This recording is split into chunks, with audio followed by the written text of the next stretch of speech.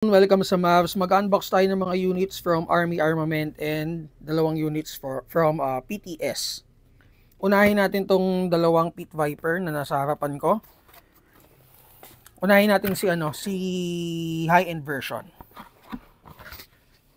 Okay, so yan yung Army Armament Pit Viper John Wick 4 high-end version. Ano ba yung kaibahan niya ano ba yung kaibahan niya dun sa regular version? So from the word na regular version, regular parts. So si regular version 614-1, ano lang siya? Parang stock ni Army. Ito naka steel parts na to. Naka CNC din yung slide niya and may complete marking siya. License markings. Ayan, Pit Viper TTI, naka fiber optic sights, fixed barrel, naka compensator, and ang kagandahan doon, yan, kung mapapansin nyo guys, nakabalot ng plastic para hindi siya nagagasgasan. Pwede nyo rin ito tanggalin kung medyo ayaw nyo yung pero mas okay siguro kung kusa na lang siya matatanggal. And then yung compensator nya, kung mapapansin nyo, threaded. Pwede kayo maglagay ng extra accessory or kung maglalagay kayo ng tracer, pwede. Doon kasi sa mga kalaban niya na brands, walang hindi threaded yung compensator nila. Eh nakagandahan dito, naka-fixed barrel yan. Doon sa grip, naka-staple yung grip niya. May magwell. Adjustable yung trigger. Naka-enlarged magazine release.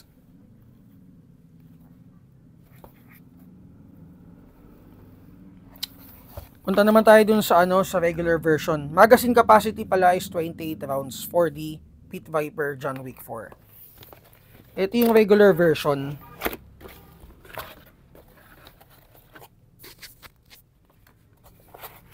Ayan. Kung mapapansin nyo, dun sa regular version, two-tone siya. May pagka two-tone, hindi naman sobrang medyo pansin. Pero okay pa rin yung pagkaka-two-tone niya. Dun sa may CNC version, pure black. And then sa grip, hindi siya sobrang aggressive comparing it with the CNC version na aggressive talaga yung datingan niya. The same magazine release. Nabanggit ko kanina na stock part siya.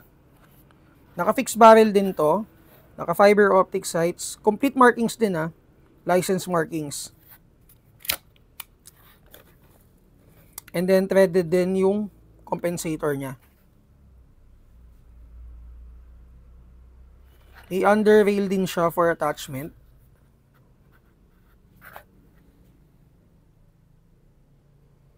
Okay? I-test natin to. By the way, ang price nito is 7.5. And then yung CNC or high-end version is 9K. Ngayon hanggang tawag dito January 31 naka-sale sila. Parehas silang less 500. And para doon sa mga wholesaler natin and reseller natin, mas malaki syempre. Natin to. Test natin, guys.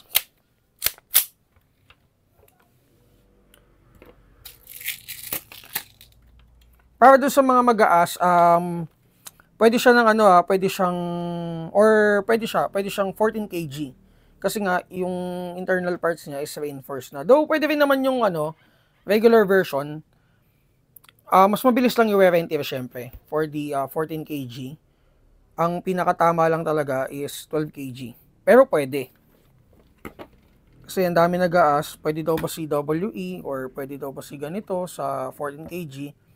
Pwede naman. Mabilis lang yung wear and tear. Ilan? 367, 357,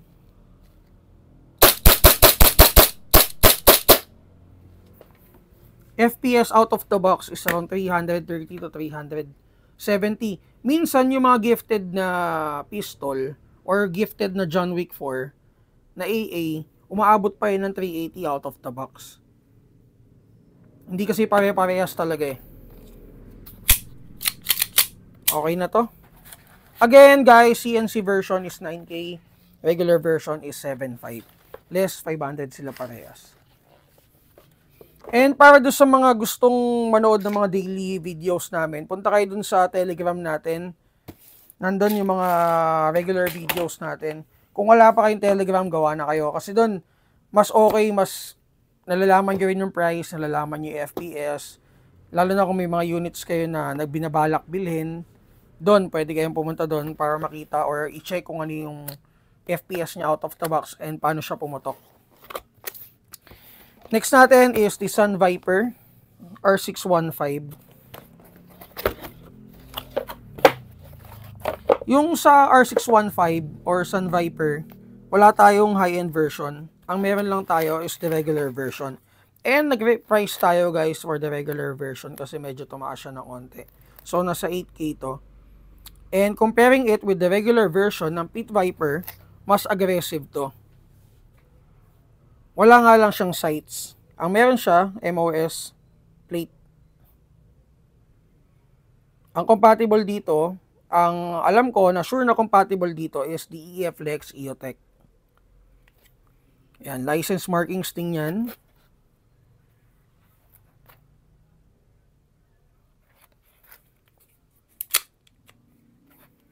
Fixed barrel, and then color black yung outer barrel niya.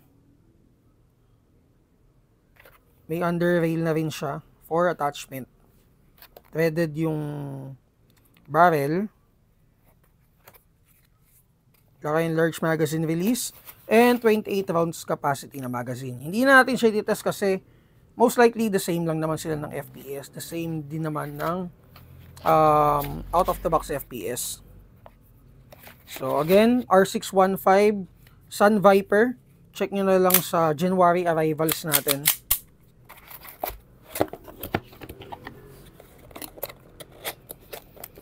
Next natin, ito malakas to. Kung naghahanap kayo ng malakas na pistol out of the box or yung mga pang malakasan natin.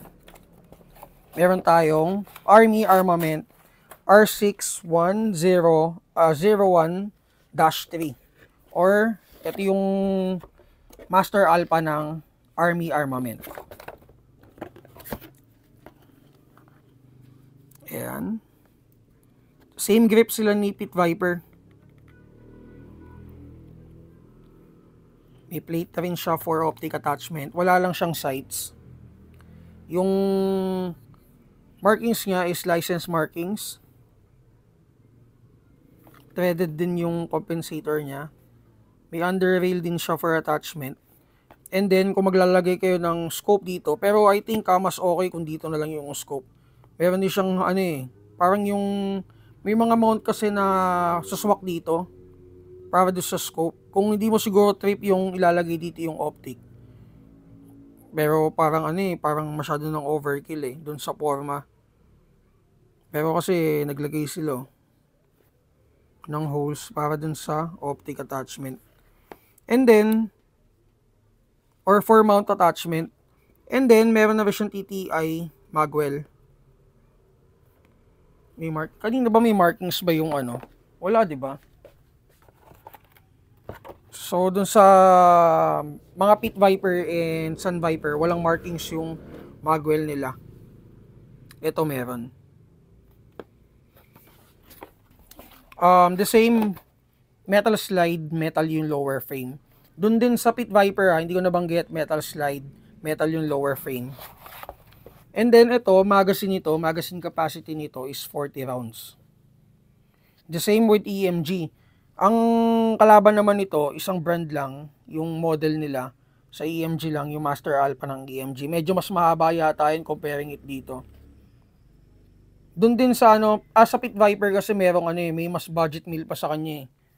Pero syempre, kung may budget kayo, go kayo with Army Armament kasi maganda talaga siya out of the box. And nakita niyo naman kanina yung performance and FPS out of the box, sobrang solid. Hindi lang din to adjust. Ito, hindi siya ano, adjustable yung ano niya, trigger niya. And then, punta tayo dun sa ano, sa two-tone na model. Ito. For me, mas may dating to. Pero iba, syempre, kanya-kanyang taste tayo eh. Ayan.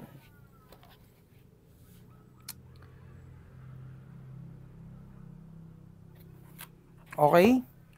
So, parehas sila ng ano, magazine. Kulay. Chrome din. Test natin, guys. Ito na lang i-test natin. Saan na yung ano ko? BB loader. Ito. Again, 40 rounds to itong magazine natin ng Alpha, Master Alpha. Gamitan natin ng ano, 14. Again guys, pwede kayo mag 14 pwede. Kaya lang syempre, wag kayo mag-expect na okay, tawag dito, na hindi mabilis yung wear and tear. Syempre, pag mas malakas yan. Same with the AEG upgrade. Pag nag-upgrade kayo ng mas malakas, kaya nga tayo nag-reinforce ng internal parts eh. Kasi nga, pag mas mataas na spring, syempre, mas stress yung internal parts. Ang gagawin natin nun, mag-reinforce tayo ng internals para kaya niyang sabayan yung lakas ng spring. The same din sa units, kaya nga okay lang na mag 14 ka kung ang internals mo is steel parts na or naka-upgrade na. Test natin to. Gamit natin 14 kg and then naka 0.20 tayo. Check natin. Ilan? Oh, hindi lumabas. Lumabas? 346, supot yan. Kulang yung gas na nilagay ko. Teka, lagay tayo ulit. Supposed to be dapat mas malakas siya dun sa ano, sa Pit Viper. Hindi ko kasi napuno. So pag nagbababa ng gas, syempre bumababa din yung FPS. Kung kulang yung nilagay mong gas, mababa yung FPS output. Ilan? 338, malamig na.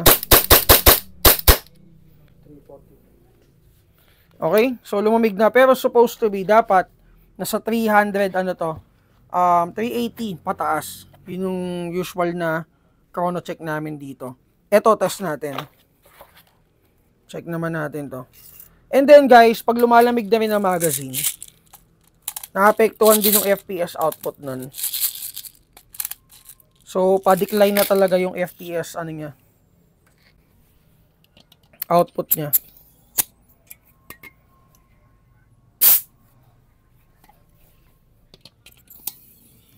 Sa pagkakarga nitong ano, mga 40 rounds na magazine, mga around mga siguro mga 8 to 10 seconds to.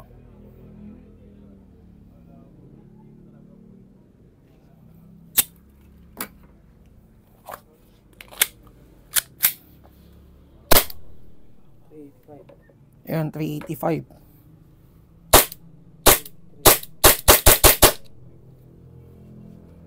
Again, Master Alpha, AA, Army Armament, TTI Alpha. So, check nyo na lang to sa January arrivals natin. Nandun to. Punta tayo dun sa ano, sa Limcat. Yung Limcat natin, color purple na lang ang meron. Wala na tayong color black. Naubos na. Ang code nito is Army Armament R610-3. Ito siya. 4.3 na model. Naka-hammer down pa. Ayan. So, lapit mo konti, brother. Ganda. May paddle cut markings. Hindi ko pala na-add ano to, itong mga ano natin, yun pala hindi ko na-add, paborito kong i-add yun tsaka sabihin yung mga army armament natin na high kappa, naka hammer pad protection na rin pala sila. Kalimutan ko sabihin. So ito naka hammer pad protection na rin, ayan 4.3 yung ano niya, yung haba niya. Okay, hindi natin siya i-test Punta tayo dun sa sa SEV na PTS Glock. Ito.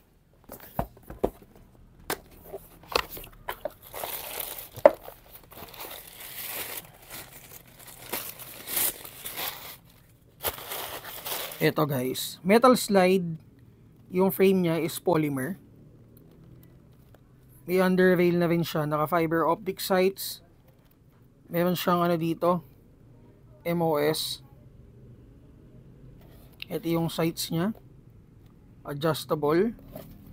Ganda rin ng outer barrel nito. Ayan, gumagalaw. Gumagalaw to, normal gumagalaw.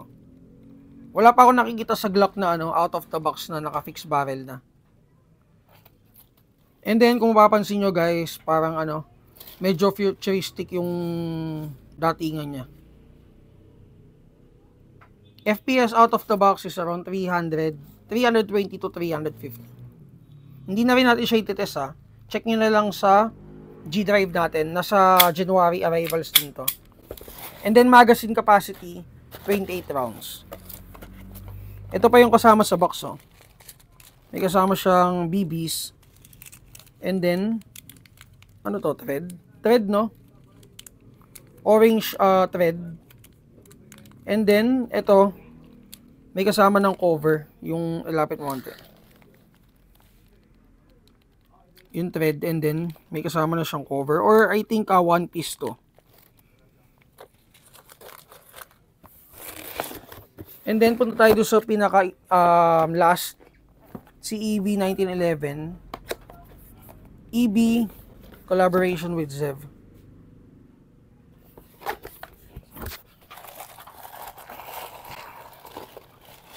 EB 1911, ayan. Metal slide, metal frame. And then, add ko lang pala, yung mga army armament natin is 90% TM spec. Siyempre, yung 10% na yon, 10% na natitira, yun na yung mga, kailangan natin mag-modify para to fit in yung Pero, yung mga, yung 10%, yung 90%, yun na yung mga talagang undersize kasi, pati nozzle, undersize. Okay? So, 1911, EB 1911, makikita nyo rin sa January arrivals natin. Okay? So, yun. Kung may mga tanong kayo regarding units na dumating sa atin, Army Armament and ZEV PTS, PM lang kayo sa page natin. And guys, don't forget to subscribe dun sa